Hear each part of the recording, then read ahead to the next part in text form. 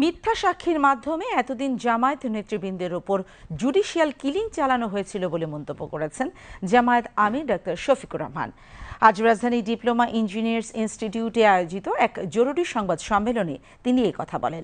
Doctor Shafiqur Rahman বলেন, ATM Azharul ইসলামের ওপর আনা সকল মিথ্যা অভিযোগ থেকে অব্যাহতি দিয়েছেন আদালত।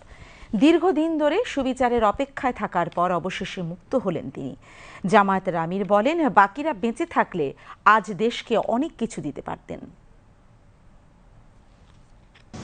এই রায়ে আমাদের সম্মানিত মজলুম নেতা এবং ভাই জনাব আজহারুল ইসলামের বিরুদ্ধে আনীত সকল অভিযোগ থেকে তাকে খালাস দেওয়া হয়েছে।